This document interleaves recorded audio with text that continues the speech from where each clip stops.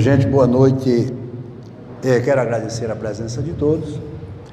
E antes de começarmos o nosso tema desta noite, ação e reação, lei de causa e efeito, eu quero lembrar, como lembrei hoje à tarde no nosso programa Hora do Chico, que no dia 16, o próximo domingo, nós teremos a nossa campanha do Natal Sem Fome, quando nós doamos cestas básicas aos nossos irmãos tão necessitados, e principalmente nesse momento que nós estamos vivendo. Infelizmente, nós vivemos ainda num mundo onde as pessoas sentem fome e até chegam a morrer de fome.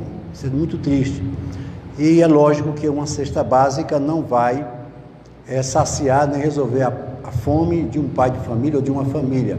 Mas pelo menos vamos tentar compartilhar um Natal com eles.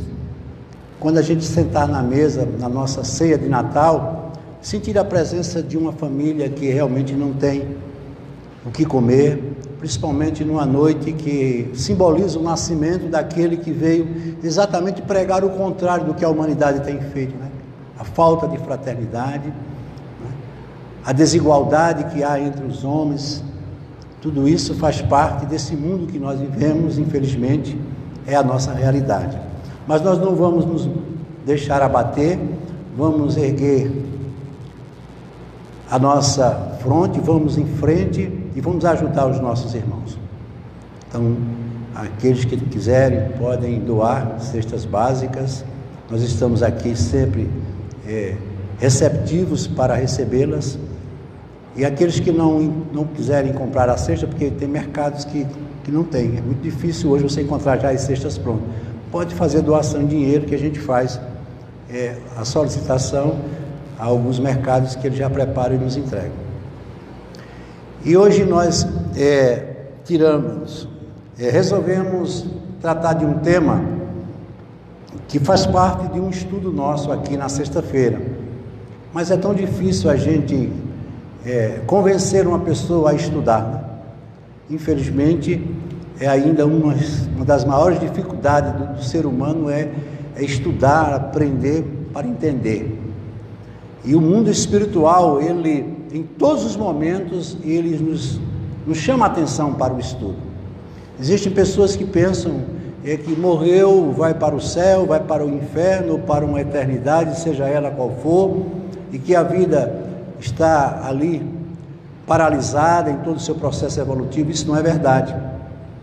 Quando nós formos daqui, vamos para um mundo que nos cabe pela consciência que nós temos, pela evolução que carregamos, e lá nós vamos ter que dar continuidade ao nosso projeto evolutivo. E uma das prerrogativas e uma das condições para que essa evolução ela aconteça é o ato de estudar, que tem sido tão difícil. Então, como o tema está dizendo aí, ação e reação, lei de causa e efeito. Tudo no universo está conectado e vibrando, criando campos de possibilidades em que os seres se contracenam uns com os outros através da lei dos opostos. Esse é o grande problema da humanidade. Ele diz aqui que nós estamos todos conectados, fazemos parte de uma única unidade, que é a manifestação de Deus em toda a sua criação. Deus, a consciência que somos nós, e a matéria que nós utilizamos, pelo menos nessa experiência temporária, que é para desenvolvermos nossos potenciais evolutivos. O homem ainda hoje não entendeu que a matéria não é de posse do homem, ela é apenas utilizada para que ele possa desenvolver as suas aptidões, os seus pendores, o seu processo de engrandecimento interior. Esse mundo que nós vivemos é um mundo da predominância da matéria, por isso que é tão difícil nós vermos o ser espiritual que nós somos, que estamos todos conectados, vivendo, como ele diz aí, os opostos da vida. O que são esses opostos? Porque nós contracenamos tanto um com o outro, porque não há como aprender, não há como evoluir se não for convivendo um com o outro. A individualidade torna o ser inerte. A inércia é o contrassenso ou o contraponto do processo evolutivo. Por isso que é necessário nós termos esse nosso projeto e nele a convivência, que muitas vezes é tão difícil, principalmente no lugar aonde poderia ser mais fácil, que é no lar. Quantos conflitos, quantos problemas são enfrentados no dia a dia dentro de uma família. E muitas vezes não entendemos que são esses problemas, são esses conflitos que vão tirar de nós o aprendizado que até então nós não havíamos tirado. Onde há necessidade do exercício do perdão, da paciência, da tolerância, da humildade principalmente, e de outros fatores que se agregam a esse fator. Por isso que muitas vezes nós entendemos tão mal as propostas da vida. O que eu posso garantir a vocês e a todos é que Deus não errou em nenhum momento e jamais ele erraria, por ser o ser que Ele é. Perfeito e, sobretudo, um ser que nos ama incondicionalmente. Então, jamais Ele queria para qualquer um de nós algo que nos fizesse sofrer, porque o sofrimento é uma opção de cada um, é a maneira como eu estou lidando com as minhas experiências. Vocês já notaram que quando a gente entende de uma coisa, a gente resolve ela com facilidade, seja ela de que matéria for? Mas quando a gente não entende, a gente encontra um mundo de dificuldades, chegamos muitas vezes até a querer desistir. E isso é natural no cotidiano da nossa vida. Mas ela não nos permite muitas vezes coisas que nós precisamos delas tirar o conteúdo e o aprendizado necessário. Onde os acertos do presente corrigem e neutralizam os erros do passado. Olha que coisa interessante, o presente servindo para corrigir os erros do passado. Quem de nós não teve problemas, dificuldades, conflitos nas experiências passadas? Praticamente todos. Se a vida é um processo de crescimento, o dia de ontem eu era menor do que o dia de hoje. Isso é uma lógica. Então, consequentemente, eu estou a cada dia num degrau, e esse degrau é o degrau da minha ascensão do meu processo evolutivo. E a gente precisa entender isso. Veja que aqui ele faz um gráfico da evolução. Na horizontalidade da vida, que é essa forma como a gente pensa a vida, nós nos encontramos na condição de seres finitos. Nós morremos. Nós acreditamos todos os dias que morremos. E todos tememos a morte. Por quê? Porque nos sentimos e somos ainda, nessa experiência, seres imperfeitos. Mas Deus criaria um ser imperfeito? Não. Nós temos o dom da perfectude, mas ainda agimos de forma imatura, inconsequente, como se fôssemos crianças que ainda não entendêssemos o sentido da vida. Isso é o que ele chama de ser imperfeito. Ainda pensamos mal, desejamos o mal, agredimos. Tudo isso está dentro desse contexto. Mas quando a gente olha a vida de uma maneira diferente, ou seja, de forma horizontal, nós entendemos que nós somos seres infinitos. Ou seja, nós fomos criados, mas consequentemente nós não temos fim. Não sabemos aonde vamos encontrar as respostas definitivas de nossa vida, porque nós estamos no processo de conhecimento e de evolução.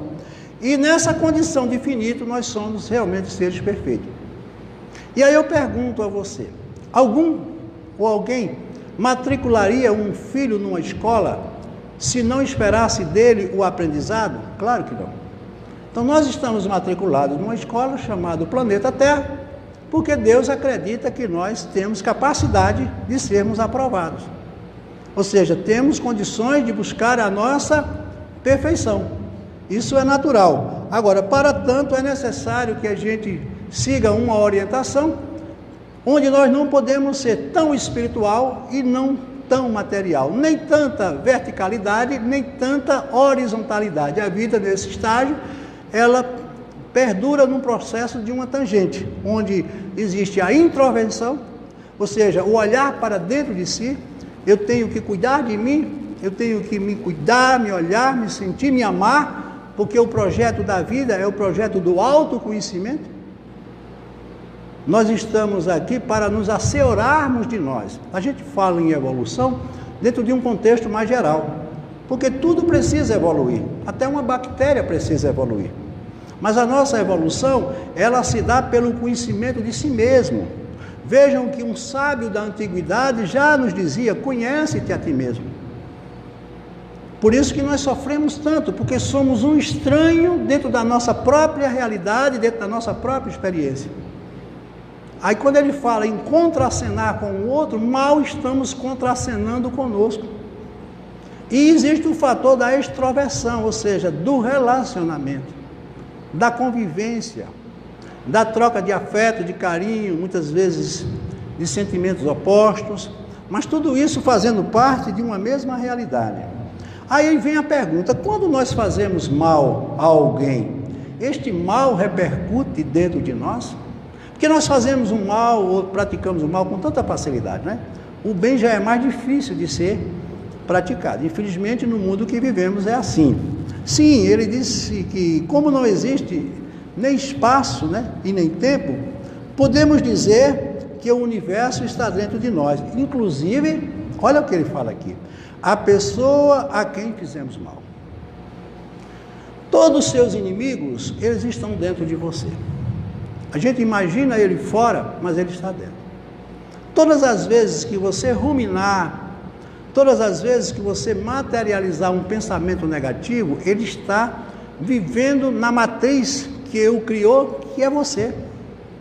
Por isso que as pessoas muitas vezes querem tomar veneno e envenenar o outro.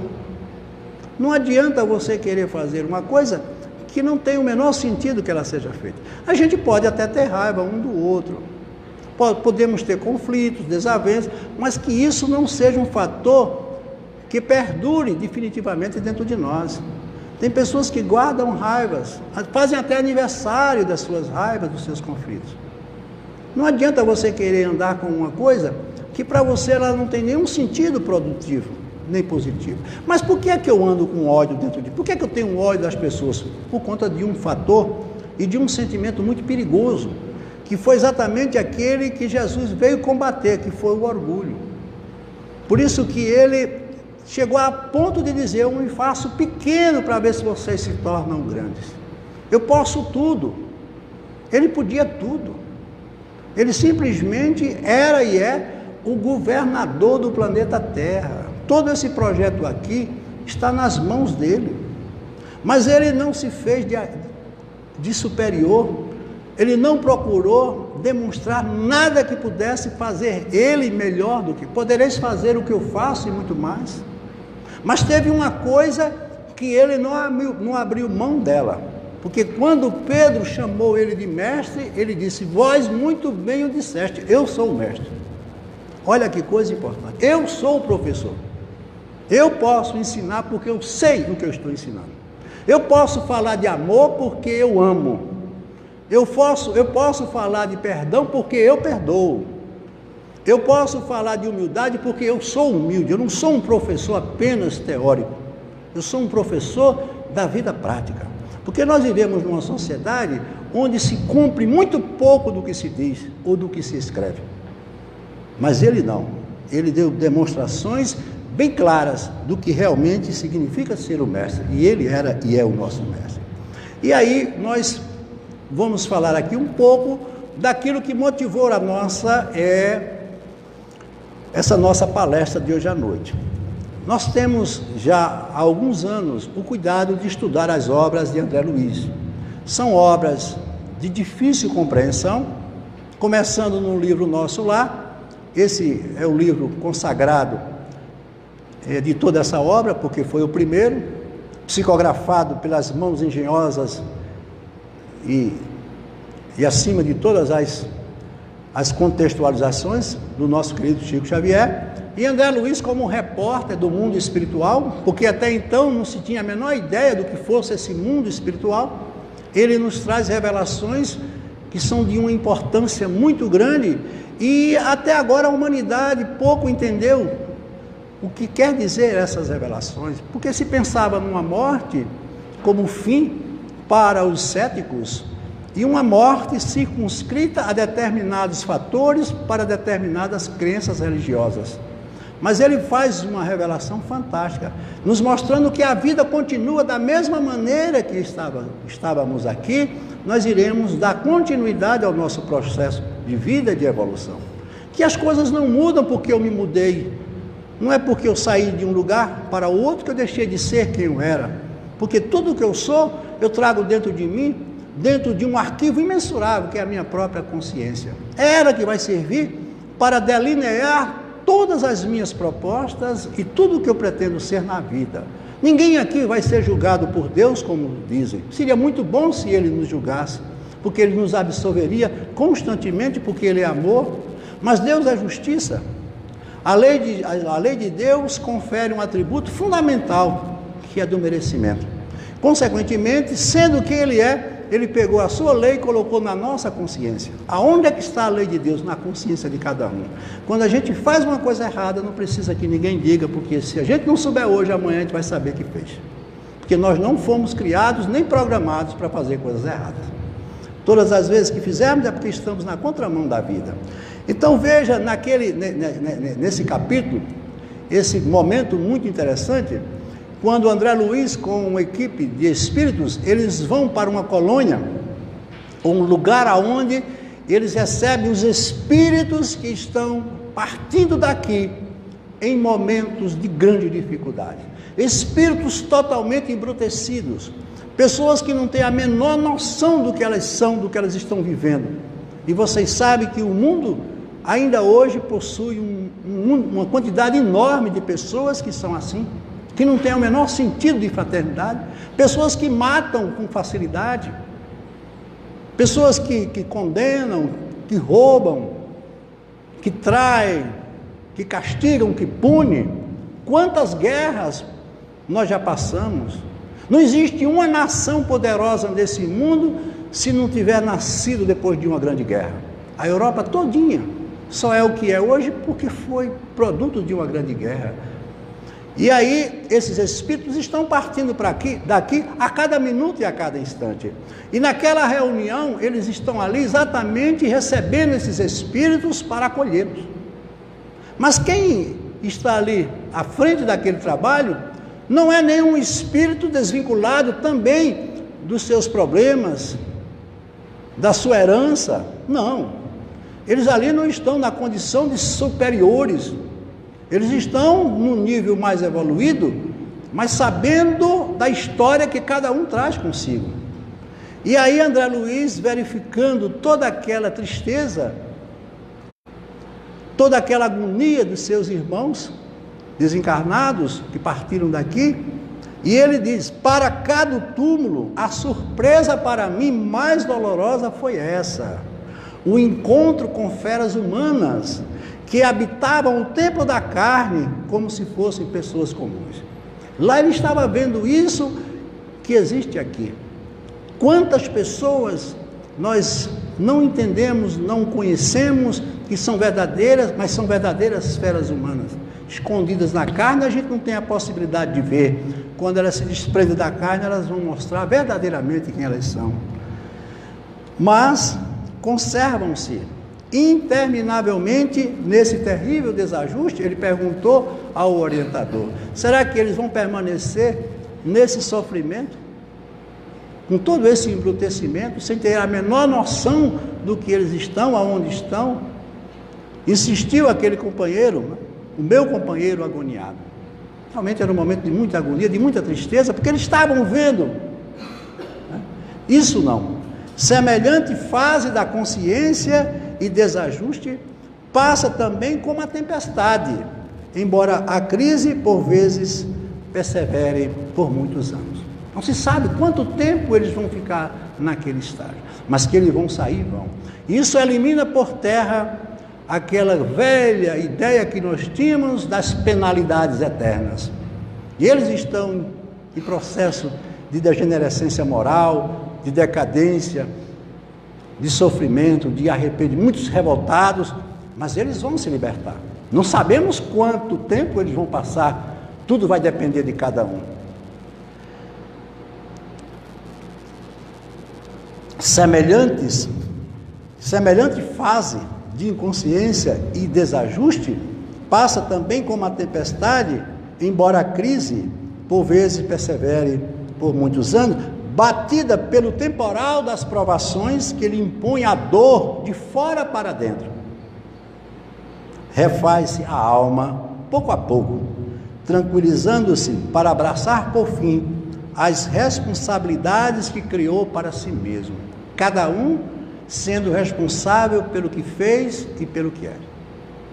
Ali não existe nada que possa ser feito a não ser colocar cada um dentro da sua própria realidade, como se coloca um homem diante de um espelho, para ele ver quem verdadeiramente ele é. Porque nós aqui escondemos muitas coisas que são fáceis de ser escondidas atrás de uma carapaça, de uma estrutura que chamamos corpo físico, mas lá não, já não existe mais o corpo físico, lá é uma consciência e uma mente, e a mente não mente. Então eles estavam vendo verdadeiramente quem eram aquelas pessoas. Cessada a febre de loucura e rebelião, o espírito culpado desperta ao remorso e à penitência. Vejam que aqui ele diz, a febre da loucura e da rebelião. Isso é uma característica natural de um ser revoltado. Mas aí desperta o remorso. O remorso é exatamente o reconhecimento das suas fraquezas, do mal que você fez, ou até mesmo do mal que você está fazendo. E vem a penitência. Acalma-se como a terra que torna a serenidade e a paciência, depois de insultada pelo terremoto, muito embora amarrotada e ferida. Ele faz aqui uma alusão à terra. O temporal, a tempestade vem e realmente destrói tudo, desarmoniza tudo, mas você não vai encontrar em nenhum lugar a natureza reclamando uma reparação de nada. Ela mesma sabe se corrigir, porque tudo segue uma lei que até hoje a gente não entendeu e precisava muito entender, que era a lei da própria natureza. Como o próprio cientista já dizia, nada se perde, nada se cria, tudo se transforma. É o processo da transformação natural que a vida cobra de cada um de nós, mas cada um de nós precisa entender o que significa essa transformação. Então, como o solo que regressa ao serviço da plantação proveitosa, submete-se de novo à sementeira renovadora dos seus destinos. Não há por que não tentar de novo, a vida vai ser sempre assim. Nunca desista dos seus projetos, dos seus sonhos, porque eu digo sempre, todos os sonhos são verdades. Não existe um sonho que não possa ser concretizado. Agora, não é só sonhar. Você precisa sonhar e criar condições para buscar os seus sonhos. É o que tem faltado muito a nós. A gente sonha com tanta coisa. Toda mãe sonha ter um grande filho, um bom filho. Toda moça sonha encontrar um bom rapaz, construir um bom casamento. Tudo isso faz parte da nossa natureza. Isso é maravilhoso. Mas o que é que eu estou fazendo para que esses sonhos eles se transformem em realidade? É como na física quântica, ele diz, como é que eu posso transformar uma onda numa partícula se não colapsar essa onda? Se eu não enviar para ela um quanto de energia para que o processo ocorra? Como é que eu posso tornar verdade os meus desejos se eu não busco os meios para torná-lo? A vida não trabalha com gratuidade. Eu disse a vocês no começo, a lei de Deus é uma lei totalmente meritória. Você só tem aquilo que você merece. Mestre divino, por tua bondade, em nome do infinito amor de nosso Pai Celeste, recebemos a sublime dádiva do trabalho regenerador. Isso é uma oração que eles fazem naquele instante para agradecer a oportunidade que eles estão tendo, mesmo diante de tantos conflitos, de tantas adversidades, de tantos problemas. Mas naquele momento não cabia revolta, porque eles sabiam que eles poderiam alcançar o que eles desejavam mediante o esforço e o empenho de cada um. E o que é mais importante, um ajudando o outro. A solidariedade espiritual é o que existe de mais importante naqueles mundos. O egoísmo e a individualidade jamais faz com que qualquer espírito consiga crescer e evoluir. Somos, porém, nestas regiões atormentadas, vastas falanges de espíritos extraviados, no sofrimento expiatório, depois dos crimes impensados, em que violentamos a nossa consciência. Veja que ele não fala em violentar o outro, violentando a minha consciência. É nessa hora que as coisas tomam um sentido completamente diferente. É a autorreparação. É quando você se encontra com você mesmo e faz os seus verdadeiros acertos. E é difícil a gente fazer isso. Essa conversa interior, ela nem sempre é tão praticada por nós. Mas lá havia a necessidade de cada um olhar para dentro de si. Não adianta querer, por isso que ele pediu, não julgue, estão todos em julgamento. Os que estão mais acima, os que estão no meio e os que estão abaixo. Cada um carregando a sua própria cruz, como ele falava. O que significa essa cruz? A sua história, os seus erros, os seus acertos, a contextualização da vida que você está levando. Apesar de prisioneiros, presos, apenas que geramos para nós mesmos. Veja que lição de autoconsciência. As penas que eu criei, o que está acontecendo comigo, foi eu que consegui, aliás, eu que contraí. E a gente geralmente, quando se encontra nesses momentos, achamos que foi sempre alguém que fez. Procuramos sempre o carrasco para nos fazermos de vítima e não agirmos como deveríamos agir. Porque só existe uma maneira de curar a dor e ir ao lugar aonde ela está doendo. Não adianta tomar paliativos, esses analgésicos, eles são temporários. Eles combatem os efeitos, mas não combatem as causas. Lá eles estão lidando diretamente com as causas. Tudo lá é muito transparente e muito evidente. Não adianta esconder o que não se pode esconder. Saudamos-te a glória divina, tocados de reconforto. Concede-nos, Senhor, a assistência dos teus abnegados e sublimes embaixadores, a fim de que não desfaleçamos nos bons propósitos. Olha como eles pedem ajuda. A gente tem um hábito de pedir a Deus, sempre através da sua misericórdia, a solução dos nossos problemas. Deus vai resolver, Deus vai fazer isso. Olha o que ele diz aqui. Manda-nos os teus abnegados embaixadores, ou seja, ao invés de resolver os meus problemas, manda alguém que me ajude a resolvê-los. Os problemas são meus.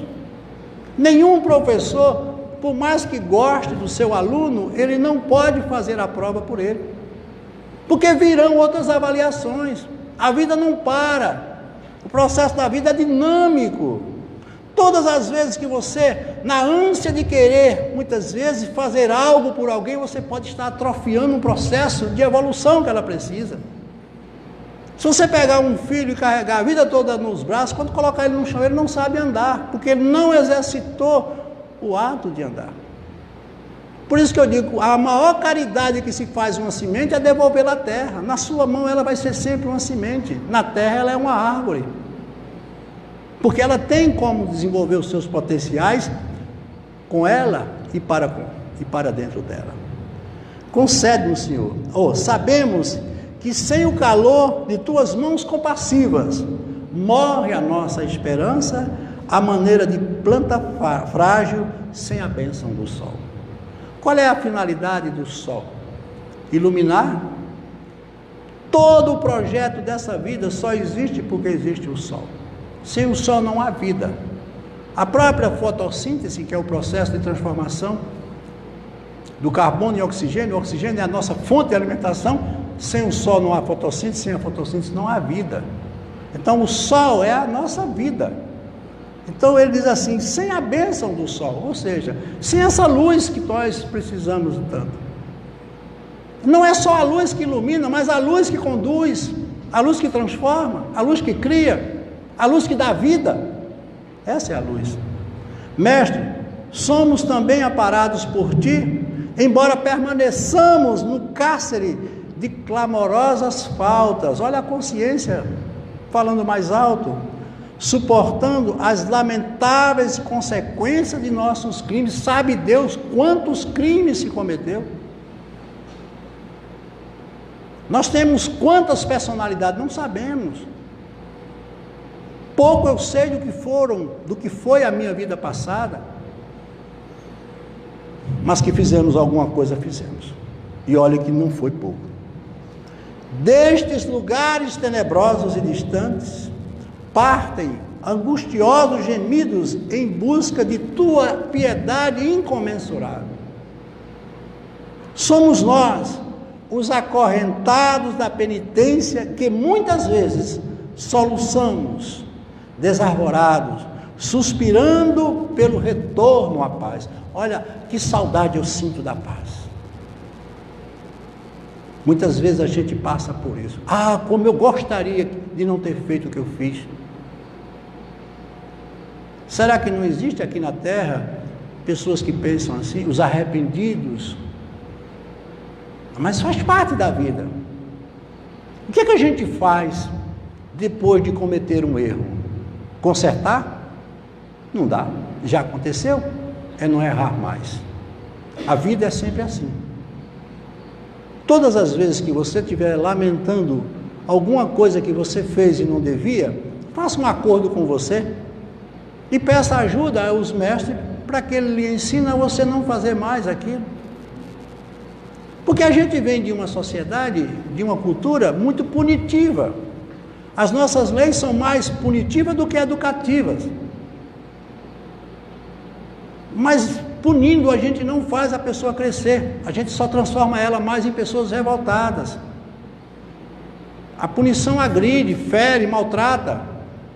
Não é um meio mais eficaz para um projeto tão grandioso de um ser tão perfeito como Deus, cuja pedagogia tem como objetivo nos ensinar, até mesmo com a dor e com o sofrimento, principalmente em condições como esta. Somos nós, os homicidas, os traidores, os ingratos e perversos, desertores das leis divinas, que recorremos à tua intercessão para que as nossas consciências, em purgação dolorosa, olha aí que a gente comentou agora, se depurem e se ergam ao teu encontro. Olha que coisa linda, quanta humildade.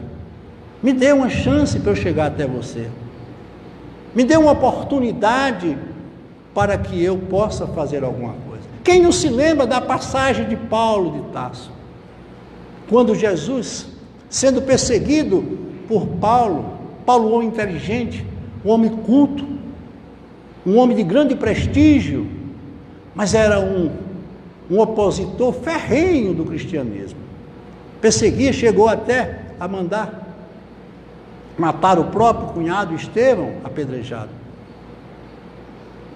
E na entrada de Damasco, quando ele ia perseguir um dos amigos de Jesus, Jesus faz com que ele caia do cavalo em pleno meio-dia, quando o sol estava mais quente, e Jesus aparece diante dele com uma luz ainda maior do que a luz do sol. E você sabe o que significava naquela época derrubar um romano do cavalo? Seria a maior imposição de humildade, aliás, de humilhação. E Paulo cai do cavalo. Mas veja a grandeza desses dois seres. Quando Jesus pergunta: Paulo, por que tu me persegues? Quem de nós para diante de alguém que nos faz mal e pergunta: por que você está me fazendo mal? Pelo contrário, você ataca de início, de imediato. Por que tu me persegues, Paulo? E o outro foi mais humilde ainda: que queres que eu faça? Veja que linguagem de grandeza, esses dois, Jesus com a sua sublimidade, Paulo com a sua grandeza, travam um diálogo tão pequeno que foi responsável por uma história tão bonita como foi a história de Paulo. Mas a partir daquele instante havia um processo de uma transformação profunda no coração dele. É como se Jesus dissesse a Paulo: você está certo, Paulo, só que você está do lado errado. É como se a gente dissesse a uma pessoa: você está toda certa, só que eu não comungo com os seus pensamentos. Mas a gente, quando uma pessoa não concorda com a gente, ela se transforma em adversário. Não gosta de fulano porque ela não concorda. Gente, cada pessoa tem o direito de gostar do que pode e o que deve gostar. Compadece de nós que merecemos as dores que nos retalham os corações. Ajuda-nos para que a aflição nos seja remédio salutar e socorre os nossos irmãos que nas trevas destes sítios se entregam à irresponsabilidade e à indisciplina, dificultando sua própria regeneração por multiplicar as larvas de desespero que vertem arrasadoras de suas almas. Ainda existiam seres que estavam em condições ainda piores. Porque, gente, podem ter certeza de uma coisa: talvez seja um dos raros momentos que Deus não esteja tão presente na nossa vida, é o da revolta. Porque a revolta fecha todas as portas. Ela não possibilita que nada chegue até você. E existem muitos revoltados. Então vamos ver agora o que significa justiça e misericórdia de Deus. O Código Penal está lá no Livro dos Espíritos. O Código Penal da vida futura nos assinala que não há penas eternas, como nós aprendemos ou um dia nos ensinaram.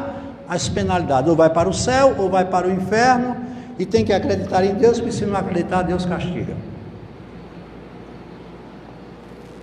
Então, existem 3 etapas verificadas após o nosso erro. Todos nós erramos, como nós vimos. A primeira é o arrependimento.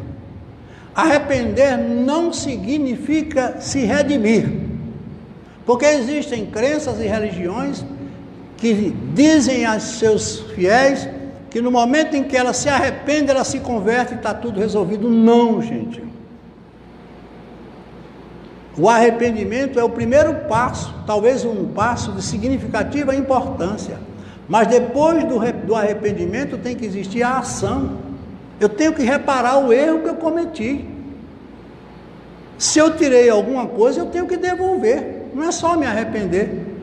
Eu tirei milhões e milhões, me arrependi, está tudo certo. E o espaço que ficou do outro lado?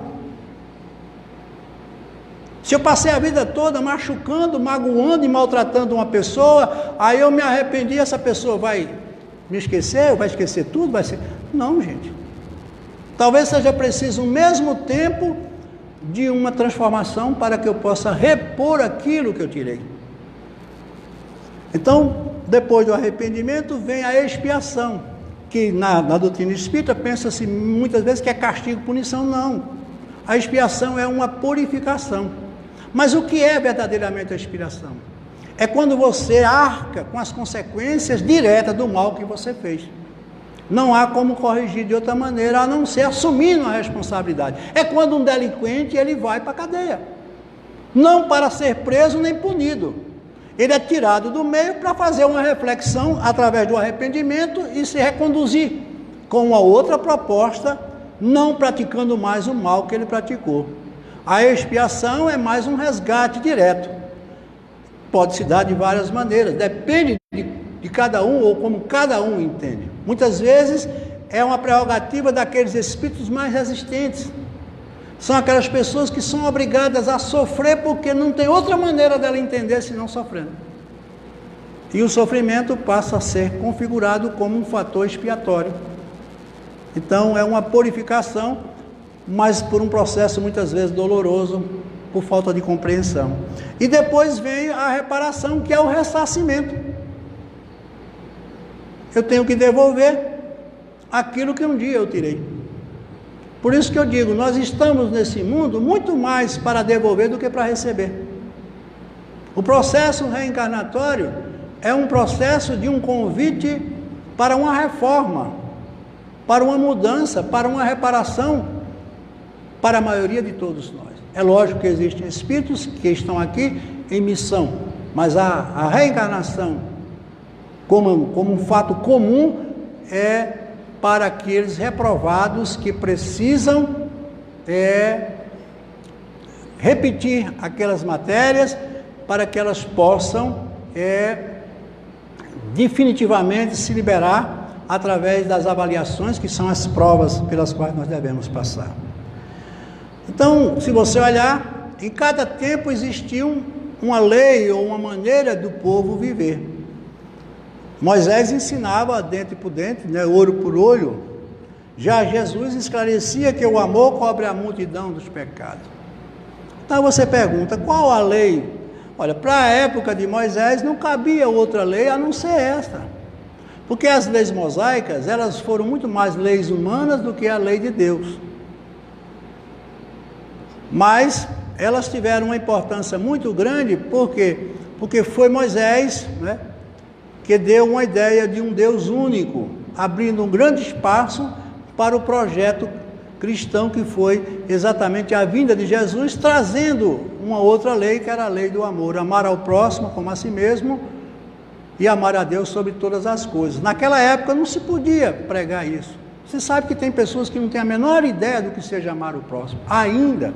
E esses espíritos que nós vimos, a grande maioria não tinha tanta noção disso.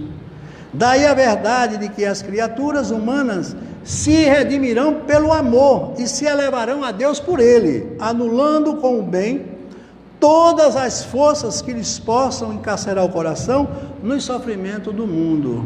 Olha o que Emmanuel diz aqui. Então, só o amor cobre a multidão dos pecados, dizia Jesus. Se eu quero corrigir um erro, eu pratico uma coisa certa. Se eu quero corrigir o mal, eu pratico o bem. Não adianta querer consertar, remendar o que não dá mais para remendar. Ou seja, eu passo a viver uma nova fase, um novo momento, e consequentemente as coisas tendem a mudar. Quando praticamos uma ação, qual será a força da reação? Todos nós sabemos que a lei da física diz que toda reação é uma força igual, porém de sentido contrário. Mas, quando nós nos referimos a ação e reação dentro das leis humanas, as coisas são bem diferentes. Porque a lei nossa está mais ligada a causa e efeito. Todas as vezes que eu criar uma situação, ela vai gerar um efeito, uma consequência. Mas muitas vezes eu posso pagar o mal com o bem. Eu talvez tenha feito um grande mal a uma pessoa, e por um momento fortuito, inconsequente, esse mal foi concretizado, mas eu não sou uma pessoa tão má. Eu tenho condições, por isso que ele faz uma avaliação da consciência. Eu matei uma pessoa, mas eu me arrependi, eu já passei pela expiação, e agora eu quero o ressarcimento disso. E eu tenho condições de transformar tudo isso. Então, se eu tirei a vida desse homem, por que não ter ele numa outra vida, como um filho meu, para eu poder rever tudo que eu fiz, transformando o ódio no amor, para que no terceiro encontro, quando ele se encontrar comigo, disser, você me tirou a vida, ele disse, mas eu lhe dei na vida seguinte. É quando o amor cobre o erro. Mas a gente muitas vezes acha que não pode. Claro que pode. Nem sempre é tão fácil para se fazer ou se praticar isso, mas a gente sabe que pode. Então, a lei de Deus está exatamente na sua consciência. Aí vem o auto-perdão. Se não existir o auto-perdão, você vai ser uma pessoa auto-obsediada. O que é o processo obsessivo? O obsessor é aquele que se aproxima de você para tirar de você aquilo que é para proveito dele.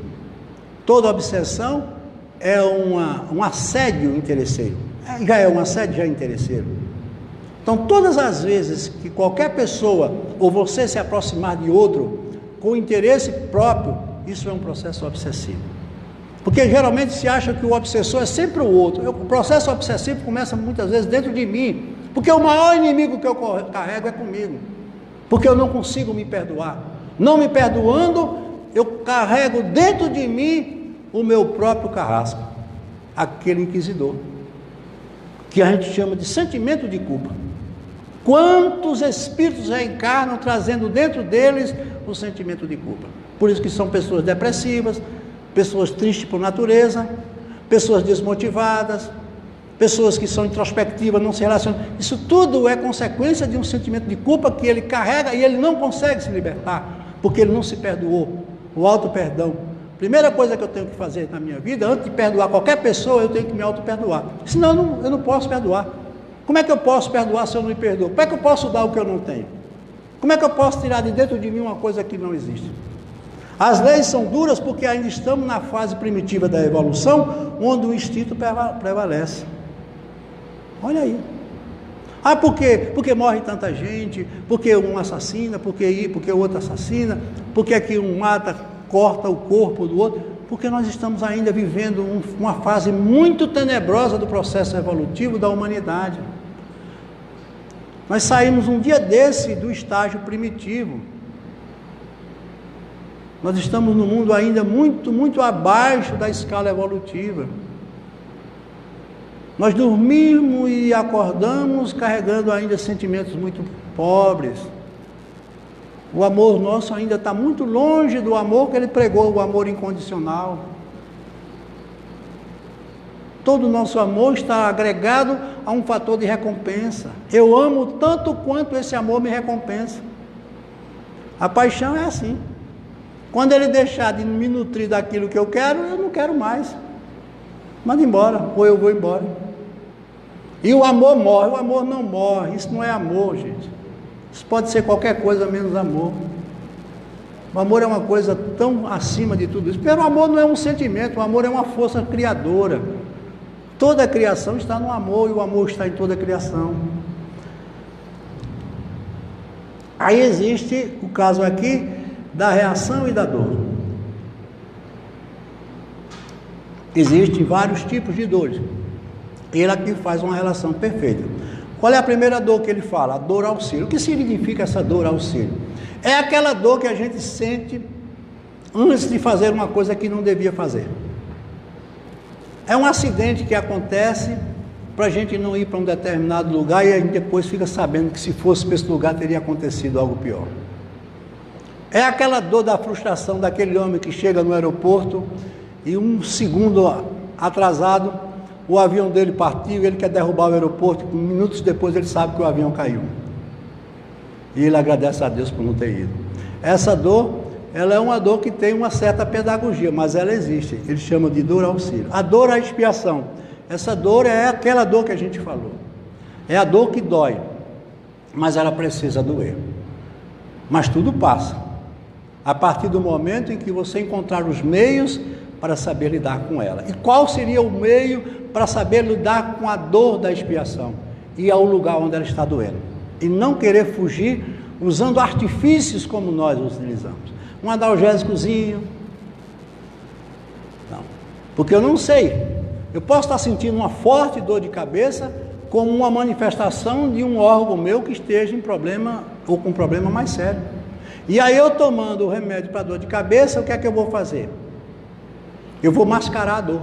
E a gente tem o hábito de mascarar. O jeitinho brasileiro. É aquele pai que diz assim, eu dou tudo a esse filho porque eu não quero ter problema com ele. Isso é o maior mal que você faz a alguém. É se livrar da maneira mais insidiosa e mais desumana de outra pessoa. Não. A gente tem que enfrentar as coisas como elas devem ser enfrentadas. Fugir nem sempre é uma alternativa.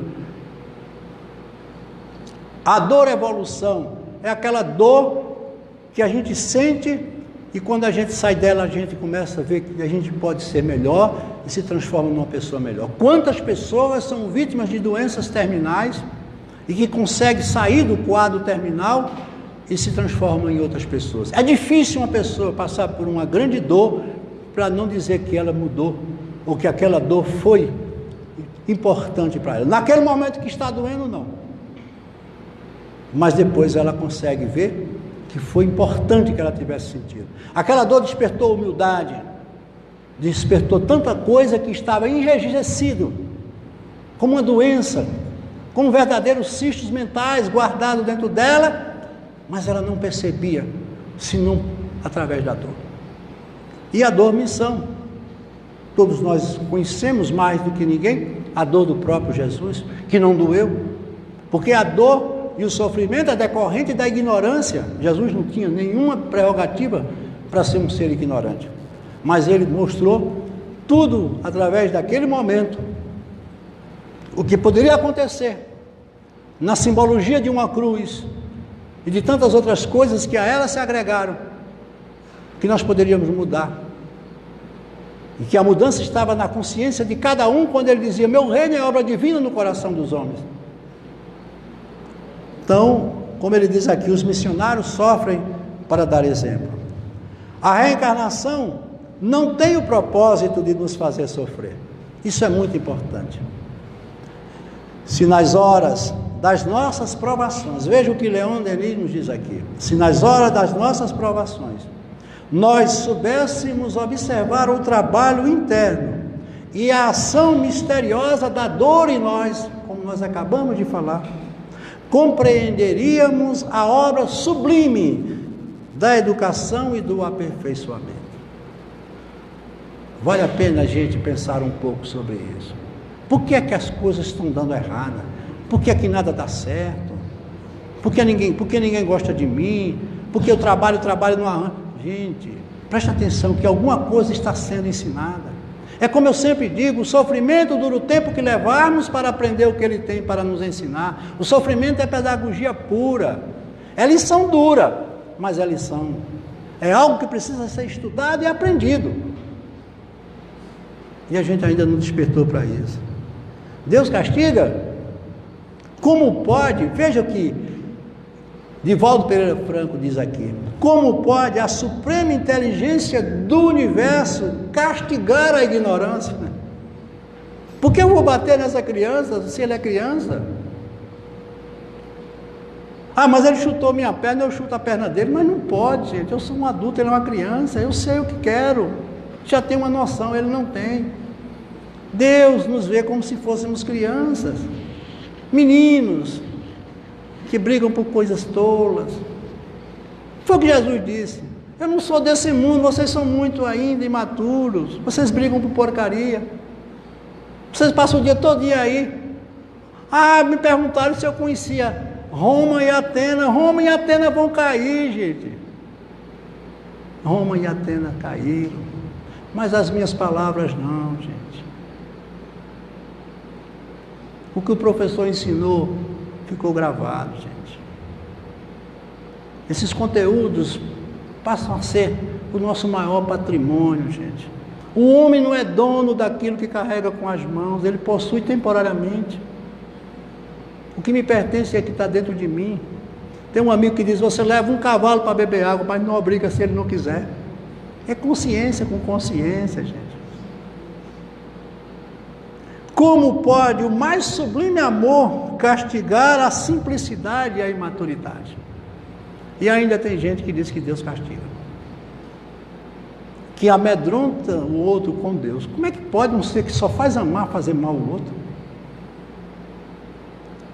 Deus não castiga, Deus não pune, Deus ama. E aí eu pergunto: onde é que está a lei de Deus? Na consciência de cada um. Se eu estou me sentindo punido por Deus, é porque eu estou me sentindo punido pela minha própria consciência. Eu que estou sabendo. Agora o que foi que eu fiz? Eu sei o que fiz. O karma, na visão espírita, Allan Kardec jamais usou a expressão karma na codificação. Isso é verdade. Por quê? Porque karma, segundo as tradições orientais na Índia, era algo que não podia ser modificado. Você chegava e encontrava uma pessoa pedindo esmola na Índia, não sei se é hoje, em algumas castas é assim, você não podia fazer nada, porque o karma dela era ser esmoléu. Ela tinha que morrer com aquilo ali. Ela veio para aquilo. Veja que a doutrina espírita faz uma revolução nesse pensamento. Tudo você tem que produzir em termos de transformação e de evolução. Ele sempre preferiu dizer lei de causa e efeito, que é isso que nós estamos falando, ação e reação, indicando que o nosso karma é dinâmico. O bem que fazemos modifica o nosso karma. Eu reencarnei e tenho na minha proposta reencarnatória passar por uma série de dificuldades. Mas a vida não é um determinismo. O destino não existe. E aí eu consegui superar. Eu consegui ser acima daquilo que foi programado. Olha que coisa maravilhosa. E aí eu me saí melhor do que a medida. Mas pode acontecer o contrário? Pode. Eu vim para fazer um bocado de coisa e não fiz nada. O que é que vai acontecer? Eu vou ter que voltar. O aluno reprovado, ele não é um condenado. Ele é um repetente. Ele para o ano tem que voltar para a escola. A inércia espiritual, essa é a grande problemática da humanidade. É uma preguiça espiritual que leva as pessoas a procurarem certas religiões onde os religiosos, não estamos fazendo crítica a nenhuma religião, é bom que se diga, eu amo e tenho respeito por todas, mas o que acontece? Ela incita os seus crentes a rezarem a todo momento, pedindo e ofertando coisas a Deus, como se Deus precisasse de nós. Como é que um ser tão grande precisa de um ser tão pequeno diante dele? Para depois se acomodarem numa inércia espiritual, esperando que Deus, somente Ele, então vá concretizar aquilo que foi pedido na prece, o que é um modo inconscientemente preguiçoso de agir. Aí eu fui na igreja, fui no centro espírita, fui lá pedir a Deus e Deus vai resolver. Está nas mãos de Deus. Olha, gente, isso é maldade, gente. Olha, Deus não trabalha no varejo, Deus é o atacado. Deus age através de nós e não por nós. Cada um tem que procurar a sua própria história. Deus é a grande consciência. Deus é o oceano, nós somos uma gota. Nós estamos em Deus e Deus está em nós. Tudo bem, mas cada um tem que fazer por si. Agora, ao invés de pedir a Deus a solução dos seus problemas, por que a gente não pede para Ele mandar um professor particular para nos auxiliar naquelas matérias que nós temos dificuldade? E Ele mandou, não mandou? Que professor Ele mandou? Foi o que a gente fez com ele. Tratou mal. Mas mesmo assim Ele foi até o final. Não existe um manual de instrução mais perfeito do que o Evangelho. Existe? Tem alguma coisa no Evangelho que a gente possa se contradizer? Aliás, possa se contrapor? Jamais. Tudo é muito perfeito. Porque Ele era, em toda a sua plenitude, em toda a sua grandeza, a pura perfeição em termos de mestre. Mas Ele não fez nada por ninguém. Você pode fazer o que eu faço e muito mais. O que é que o professor diz ao seu aluno? Você amanhã vai ser um professor, se você quiser. Qual é a maior alegria do professor? É ver os seus alunos formados, homens de bem, não é isso? Graças a Deus. O que é que deixa um professor triste? É um aluno reprovado, um aluno faltoso. Por quê? Porque tira dele todo o objetivo que é o processo do ensino e aprendizagem. Ação e reação segundo o Evangelho, a cada um segundo suas obras, porque muito amor seus pecados foram perdoados. Olha, o amor cobre, né? Mas os pecados foram perdoados por Deus? Não, pela sua própria consciência. A partir do momento que você se nutre de amor, as culpas vão se eliminando. Ninguém consegue colocar 2 litros no vasilhame de 1 litro. Quando você se enche de coisa boa, você começa a se esvaziar de coisa ruim. Todas as vezes que você estiver pensando no bem, você está tirando o mal da possibilidade. A caridade cobre uma multidão de pecados. Aquele que não ama não conhece a Deus, porque Deus é amor. Olha as mensagens. O bem que fizeres em algum lugar, olha o que Emmanuel diz, é teu advogado em toda parte. Vocês viram os espíritos naquela colônia espiritual, fazendo seus próprios acertos, e Deus sabe como. A própria consciência dando a eles todos os nortes do que eles fizeram, o sentimento de culpa. E isso não é bom e não é fácil. Olha o que Buda diz aqui: se sua compaixão não inclui você mesmo, ela está incompleta. Ah, eu amo o mundo, eu amo. E como é que você anda com você? O que é que você está fazendo? Lá eles não podiam mentir, mas aqui a gente mente. Quantas vezes a gente diz que está bem sem estar? Quantas vezes a gente tem vontade de agredir e se contém? Olha o que André Luiz diz: Deus é amor e não pune criatura alguma. A própria criatura é que se culpa e se corrige ante os falsos conceitos que alimente com relação a Deus. Eu vou repetir isso aqui, gente, isso precisa ser muito bem visto. Deus é amor e não pune criatura alguma. A própria criatura é que se culpa e se corrige, foi o que eu acabei de falar. Só você que pode resolver o seu problema, é mudar a frequência ante os falsos conceitos que alimente com relação a Deus. Não espere muita coisa não, vá em frente, você tem que fazer o que é a sua parte. Perdoa as nossas dívidas do mesmo modo que nós perdoamos aos nossos devedores. É assim que a gente age? Não. Não. A gente quer tudo de Deus e nem sempre se preocupa em retribuir ao outro. A gente quer ser perdoado, mas não perdoa. Faça uma análise de consciência e veja se você não tem isso como condição de vida. Por que não devemos julgar? Não julgueis a fim de que não sejais julgado. Porque se eu julgo você, eu lhe dou o direito de você me julgar da mesma maneira. E eu não vou aceitar que você diga o que eu não quero ouvir, nem faça aquilo que eu não aceito. Eu me acho no direito de fazer, mas você não. Olha o que Joana de Anjos diz, fantástico. Perdoar não é esquecer o mal. Isso é muito importante as pessoas entenderem. Ah, esquece. Não, não posso esquecer. Perdoar é não devolver o mal. Ora, a gente vai perdoar as atrocidades que foram feitas pela humanidade, tudo bem, perdoamos, mas a gente não pode esquecer. Se uma pessoa ela tem, na ânsia da própria natureza dela, a necessidade e a vontade de fazer o mal, mesmo que eu perdoe, eu tenho que ter cuidado, porque se ela fez uma vez, ela vai fazer de novo. Eu não devolvo o mal a ela, mas tenho que me precaver. Então, perdoar não é esquecer. Quem assistiu aquele filme A Cabana, tem uma coisa linda no final, quando aquele pai que viu aquele homem matar a sua filha, ele disse, não adianta o senhor me pedir, ele conversando com Deus, me pedir para eu perdoá-la. E Deus disse, eu não estou lhe pedindo isso não, eu só estou pedindo para você soltar a garganta dele. A vida toda você não fez nada, ficou a vida pendurado nele. Vai viver. Você não é obrigado a esquecer, mas você tem que sair disso.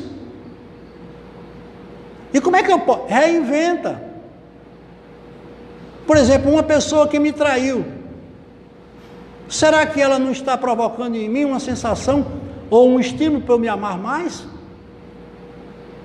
Superando a traição, eu passo a entender que eu devia ter tido mais cuidado com o meu amor. Porque se eu dependo do amor dele, eu estou totalmente errado, porque não adianta eu construir na terra dos outros, se a terra do outro. E a partir de então eu entender que meu amor me basta. Para ser feliz eu não preciso do amor de ninguém.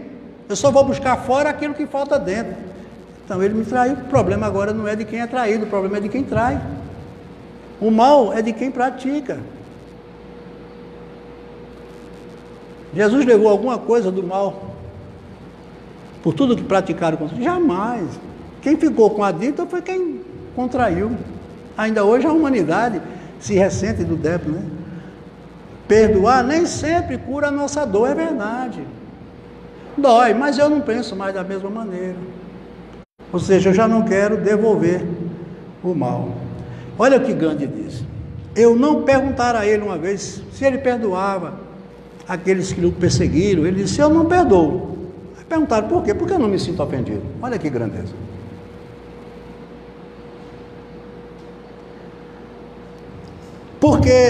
Estou terminando. Por que nos ofendemos? Por causa do nosso orgulho e nossa vaidade. Todas as vezes que uma pessoa nos atinge, ela não nos atinge na nossa nobreza. Ela só nos atinge na nossa fraqueza. A gente só é atingido naquilo que é fraco. O próprio sistema orgânico, em termos de imunologia, onde a imunologia é mais baixa, é onde a gente adoece mais. Então, se eu sou uma pessoa orgulhosa e vaidosa, consequentemente eu vou estar sempre me sentindo ofendido, porque eu vou querer que o mundo seja do jeito que eu imagino que seja, eu quero que ela seja, e ele não é. O orgulho é o pai de muitos vícios, a negação de muitas virtudes, a fonte de quase todos os males, principal motivo de quase todas as nossas ações, e por isso Jesus dedicou-se a combatê-lo como principal obstáculo ao progresso. Está lá no Evangelho segundo o Espiritismo. E se você quiser entender o que Jesus disse, só é você ler e estudar o Sermão da Montanha. Eu vou terminar aqui para a gente... Muita coisa, mas não deu tempo. Então eu vou terminar com essa mensagem, Entre a Terra e o Céu, mais um livro da obra de André Luiz, que diz assim: vejam que lição a gente precisa aprender. Em cada momento encontramos nós mesmos com os nossos velhos problemas de amor e ódio, simpatia e desafeto, através da cristalização mental de certas fases do caminho, na penumbra de nossos sonhos imprecisos, ou na sombra das paixões que por vezes nos arrastam a profundos despenhadeiros. A lei é viva e a justiça não falha. Esquece o mal para sempre e semeia o bem cada dia. Ajuda aos que te cercam, auxiliando a ti mesmo. O tempo não para. E se agora não encontras o teu onde, não esqueça que o teu hoje será a luz ou treva do teu amanhã. Linda mensagem para a gente terminar essa noite. E eu agradeço a todos que estão aqui. Muita paz.